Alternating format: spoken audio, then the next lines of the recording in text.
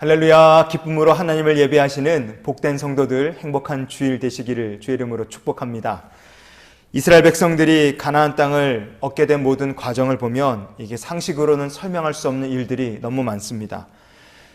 수많은 사람이 광야를 어떻게 무사하게 지나갈 수 있었는가? 그것도 기적이고, 이스라엘 백성들이 자기들보다 훨씬 힘이 센 가나안의 7 족속을 모조리 물리칠 수 있었던 것도 이것도 물론 하나님의 기적 때문이었습니다.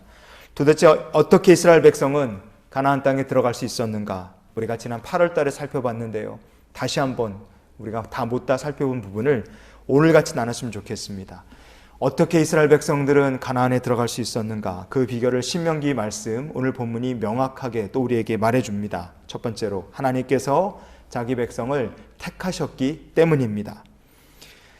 신명기 7장 6절 말씀해 보시면요. 너는 여호와 내 하나님의 성민이라. 내 하나님 여호와께서 지상 만민 중에서 너를 자기 기업의 백성으로 택하셨나니. 아멘.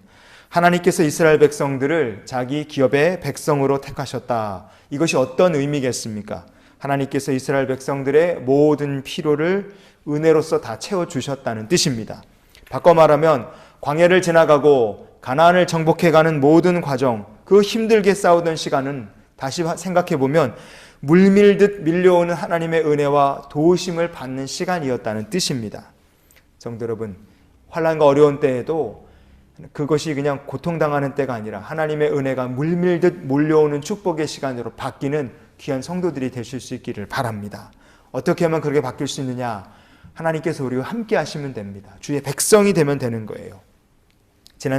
작년에 넷플릭스에서 세계적으로 선풍적 인기를 끈 한국 작품이죠. 바로 오징어 게임이라는 작품입니다. 이 드라마를 보신 분들이 꽤 많으실 텐데요. 이 드라마에서 어떤 일이 벌어지느냐? 아주 간단하게 말하면 인생의 나라 끝까지 몰린 사람들이 목숨 걸고 큰 상금을 차지하기 위해서 경쟁을 벌이는 겁니다. 그런데 우리의 삶이 점점 드라마 오징어 게임처럼 현실이 그렇게 각박하게 바뀌어 가고 있습니다.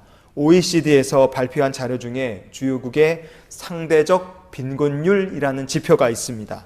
이 상대적 빈곤율이라는 게 도대체 무엇이냐? 중위소득 50%에 미치지 못하는 인구의 비율이 얼마냐? 그거를 뜻합니다.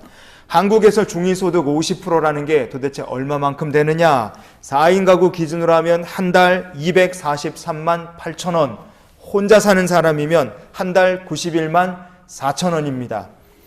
이게 중위소득 50% 대한민국 기준이에요. 그런데 대한민국에서 혼자 사는 사람 중에 한 달에 91만 4천 원 못 버는 사람, 4인 가족, 4식구가 사는데도 한 달에 243만 원을 벌지 못하는 가구들을 다 합치면 그게 16.7%나 된다고 합니다. 사람 숫자로 따지면 850만 명이 넘습니다. 서울시 인구 거의 합친 거랑 맞먹어요. 어마어마하게 많은 사람들이 지금도 제대로 못 먹고 쓸 돈이 없어서 빈곤하게 살고 있다는 뜻입니다. OECD 국가 37개 국가 중에서 이렇게 빈곤한 사람이 많은 비율, 대한민국이 4번째로 높습니다. 사람이 빈곤하면 마음이 우울해지죠. 그래서 우리나라에서는 우울증으로 진단받는 사람들이 매년 늘어나고 있습니다. 그리고 그와 더불어 스스로 안타깝게 목숨을 끊는 사람들도 같이 늘어나고 있어요. 그럼 인구 1000명당 우울증 때문에 치료받고 약을 복용하는 사람이 얼마나 되느냐? OECD 국가들 평균이 1000명에 58명입니다. 그러면 대한민국은 얼마냐? 1000명에 20명밖에 안 됩니다. 이게 무슨 의미냐? 대한민국이란 나라는 살기 너무 힘들어요. 괴롭습니다. 그래서 마음이 아프고 병든 사람은 넘쳐나는데 치료는 세계에서 제일 조그마고 있는 나라라는 뜻입니다. 그러니 괴로움을 견디지 못하고 목숨을 끊는 사람들이 그렇게 많고, 사는 게 너무 힘들고 괴롭다고 생각해서 스스로 세상과 단절하고 방에서 나오지 않는 사람, 그리고 산으로 들어가는 사람들이 점점 늘어나고 있는 것입니다. 성도 여러분, 참 살기 힘들고 어려운 시절인데 그래도 우리가 사는 게 노예 생활하는 것보단 낫잖아요. 이스라엘 백성들은 애굽에서 노예로 살았습니다. 노예 생활이라는 게 얼마나 힘이 들고 소망이 없는 삶입니까? 그런데 성경은 이렇게 이야기합니다. 출애굽기 1장 9절을 보시면 그가 그 백성에게 이르되 이 백성 이스라엘 자손이 우리보다 많고 강하도다. 부당한 대우를 받고 고난을 받아도 이스라엘 백성들은 애굽에서 오히려 그 숫자가 늘어났습니다. 그것은 하나님께서 자기 백성으로 삼으신 이스라엘 백성들을 번성하도록 복주셨기 때문에 그렇습니다. 신명기 7장 7절 말씀해 보시면요, 여호와께서 너희를 기뻐하시고 너희를 택하심은 너희가 다른 민족보다 수요가 많기 때문이 아니니라. 너희는 오히려 모든 민족 중에 가장 적으니라. 아멘. 애굽 사람들이 위협을 느낄 정도로 이스라엘 백성들은 번성하는 복을 받았습니다. 그러나 하나님께서는 너희는 오히려 모든 민족 중에서 가장 적다고 말씀하셨어요. 이것은 하나님께서 택하신 이스라엘 백성들은 앞으로 더 번성하게 될 것이고 더 잘되게 될 것이고 더 열방으로 뻗어나가게 될 것이라는 놀라운 약속을 담고 있는 말씀이기도 합니다. 성도 여러분, 하나님께서 자기의 백성으로 삼으셨다 하는 것은 번성하게 하신다는 뜻입니다. 박해가 있고 고난이 있고 환난이 있고 시험이 찾아오고 실패를 겪을 수 있습니다. 그래도 오히려 번성케 되는 삶이 있습니다. 그 비결이 어디에 있느냐? 하나님의 백성으로 사는 것입니다. 우리의 삶이 현실판 오징어 게임처럼 점점 각박하게 변하는 시대를 우리가 살고 있습니다. 애굽에서 요셉을 알지 못하는 왕이 나타나서 이스라엘 백성들 노예 생활로 떨어진 것처럼 고난으로 들어가는 시대를 우리가 살고 있습니다. 그러나 애굽에서도 이스라엘 백성들은 번성케 되는 복을 누렸어요. 우리도 하나님을 잘 섬겨서 이 어려운 시대 가운데서도 번성의 복을 누리고 하나님이 자기 기업을 삼으신 주의 거룩한 백성들로 세상을 사는 우리 모두가 될 수 있기를 축복합니다. 두 번째로, 어떻게 이스라엘 백성들은 가나안 땅을 차지할 수 있었습니까? 둘째, 하나님께서 언약을 지키셨기 때문에 그렇습니다. 오늘 본문 신명기 7장 9절에 보면 이렇게 되어 있습니다. 그런즉 너는 알라, 오직 내 하나님 여호와는 하나님이시요 신실하신 하나님이시라. 그를 사랑하고 그의 계명을 지키는 자에게는 천대까지 그의 언약을 이행하시며 그랬습니다. 세상에는 약속을 지키지 않는 사람들이 참 많습니다. 하지만 우리가 믿는 하나님은 철저하게 언약을 이행하시는 하나님이십니다. 조건, 토 달지 않으시고 하나님은 약속을 이행해 나가십니다. 그래서 우리가 하나님을 신뢰하는 성도가 될 수 있기를 원합니다. 1950년 6월 25일 6.25 전쟁이 터졌죠. 북한의 남침으로 벌어진 한국 전쟁은 온 나라를 초토화했습니다. 비극적인 동족 상잔으로 국군 13만 7,899명 안타까운 목숨이 전사했습니다. 부상자 45만 742명, 민간인 사망자 24만 4,663명, 엄청난 인명피해를 냈어요. 민간인 중에 다친 부상자는 사람이 너무나 많이 다쳤기 때문에 집계를 제대로 할 수조차 없을 만큼 엄청나게 많은 피해를 남긴 것이 6.25 한국전쟁입니다. 6.25 전쟁 기간 동안 다 합쳐서 돌아가신 분들이 최소 150만 명 이상이 될 것이라고 말합니다. 이게 최소입니다. 그 끔찍함, 어마어마한 그 희생자의 숫자 때문에 70년 가까운 세월이 지났지만 지금도 6.25 전쟁은 세계 10대 전쟁에 들어갈 만큼 그렇게 끔찍한 전쟁이었고 우리가 그런 전쟁을 겪은 것입니다. 휴전되었을 때 당연히 대한민국에 뭐 제대로 남아있는 게 하나도 없었습니다. 하지만 수많은 희생을 감수하면서 싸워준 유엔과 특별히 미국을 중심으로 한 나라들이 대한민국을 원조해 줬습니다. 그 중심에는 유엔이 있었고 1950년 12월 달에 만든 국제연합 한국재건단이라는 이 기구가 유엔 내에 설치됐습니다. 약어로 United Nation Korean Reconstruction Agency 이렇게 불러서 약어로 운크라 이렇게 부르는 기구가 유엔 안에 6.25 전쟁 동안 만들어진 겁니다. 1953년도에 국제연합 한국재건단 이 대표인 존 B. 콜터라는 미군 중장군하고요, 우리나라 백두진 총리가 이 원조를 받는다는 합의서에 사인을 했습니다. 그 역사적인 문서가 국가기록원에 지금도 남아 있습니다. 그 합의 문서는 유엔과 미국이 대한민국을 도와주겠다는 7장짜리 종이에 불과했습니다. 전쟁을 하느라 사람이 얼마나 많이 죽었습니까? 얼마나 많은 물자를 갖다 퍼붓습니까? 사실 유엔이나 미국이나 다 약속을 안 지켜도 그만입니다. 누가 뭐라고 하겠어요? 살려준 것도 감사한데요. 그러나 유엔과 미국은 약속을 지켰습니다. 그래서 1958년도까지 1억 220만 달러 어마어마한 막대한 금액을 대한민국은 원조 받았습니다. 1953년도에 우리나라의 GDP가 477억에 불과했어요. 그런데 원조로 받은 금액이 GDP의 거의 5배에 해당하는 금액을 원조로 받은 겁니다. 사실상 전쟁 끝난 다음에 굉장히 오랫동안 유엔과 미국이 대한민국을 먹여 살려줬다고 해도 틀리지 않습니다. 수많은 사람이 원조 받은 물품으로 그리고 식량으로 목숨을 부지했고 공부할 수 있었습니다. 수많은 사람들이 그때 받은 도움을 힘입어서 나라의 기틀을 잡아갈 수 있었어요. 여러분, 만약 미국을 비롯한 국가들이 원조해주겠다는 약속을 지키지 않았다 그러면 대한민국의 지금 모습은 현재와는 많이 달랐을 것이라고 생각합니다.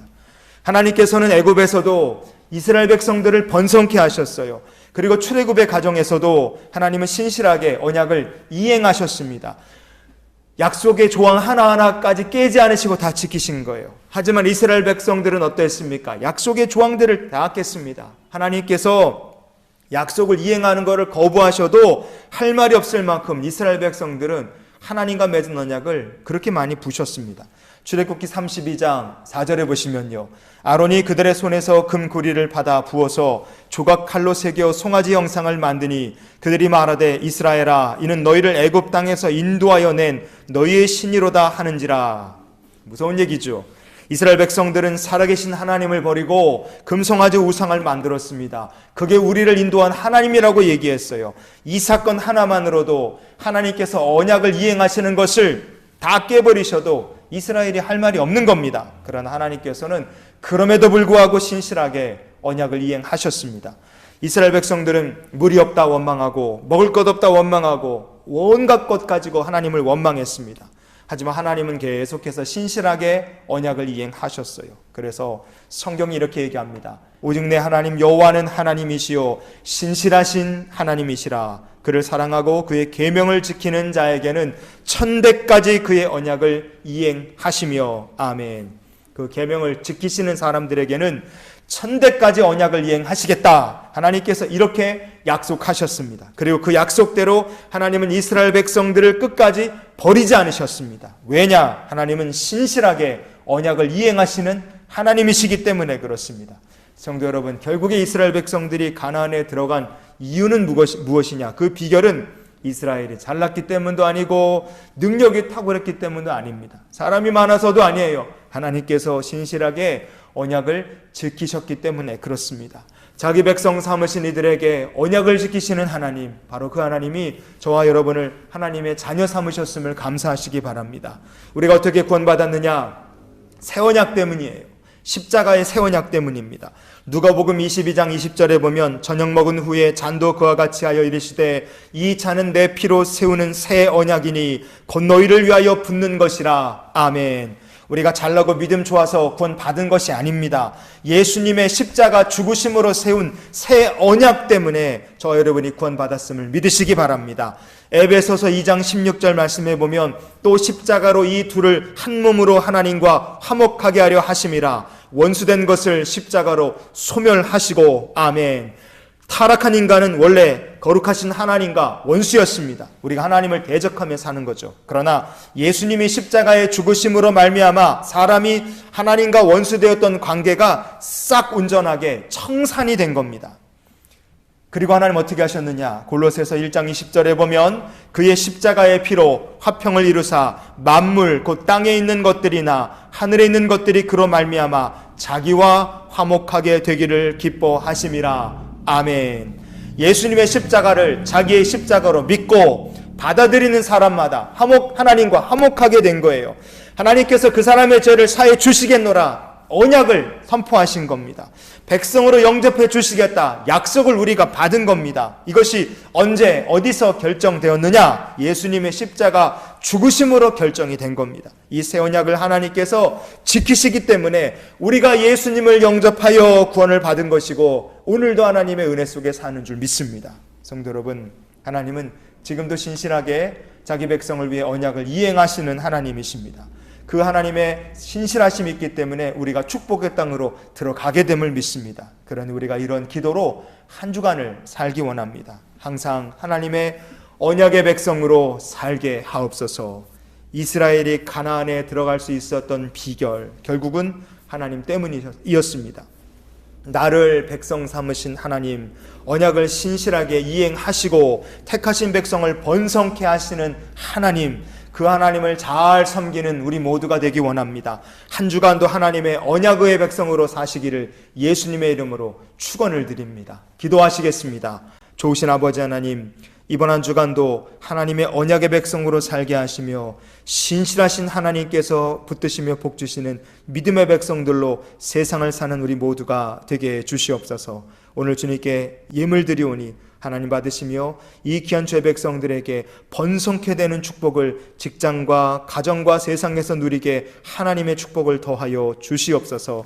이제는 우리를 사랑하신 우리 구주 예수 그리스도의 크신 은혜와 하나님 아버지의 크고 놀라우신 사랑과 성령님이 함께 동행하시며 내주 교통 역사 충만케 하신 은혜가 세상을 향해 주의 언약의 백성으로 살 것을 결단하며 나가는 이 백성들의 앞날 위에 성부 성자 성령의 은혜가 지금부터 영원히 함께 하시기를 축원하옵나이다. 아멘.